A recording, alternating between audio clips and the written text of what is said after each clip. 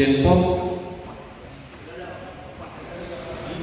Syederalun ratusan prajurit TNI Korem 011 Lilawangsa dan Satuan Dinas Jawatan menjalani tes urin di gedung KNPI Korem 011 Lilawangsa Lok Semawe pada Senin 23 Desember 2024. Tes urin dilakukan untuk memastikan tidak ada anggota TNI di satuan yang terlibat dalam kasus penyalahgunaan narkoba.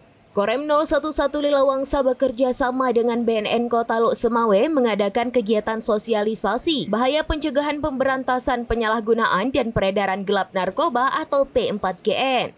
Sebagai bentuk perlawanan terhadap aksi penyalahgunaan narkoba, Komandan Korem 011 Lilawangsa Kolonel Infantri Ali Imran secara mendadak memerintahkan seluruh prajuritnya untuk mengikuti pemeriksaan tes urin setelah pelaksanaan sosialisasi P4GN. Masing-masing anggota menjalani pengambilan sampel urin dalam pengawasan Provos dan staf Intel Korem untuk dilakukan pengecekan. Sanksi tegas berupa proses hukum hingga pemecatan pun mengancam apabila ada anggotanya yang terbukti positif dalam penyalahgunaan narkoba. Dari hasil tes terhadap prajurit dan PNS TNI, semuanya negatif, tidak ada indikasi maupun terbukti menggunakan narkoba.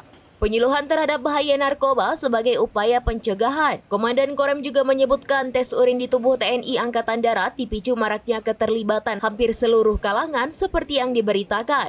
Maka pentingnya pencegahan dini sebagai pengawasan pembersihan internal bahaya narkoba khususnya prajurit jajaran Korem 011 Lilawangsa.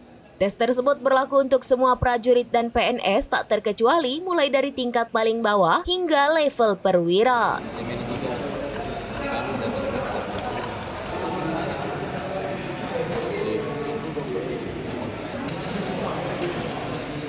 Dari Lok Semawe, Zaki Mubarak, SerambiNews.com. Download Tribun X sekarang, menghadirkan lokal menjadi Indonesia.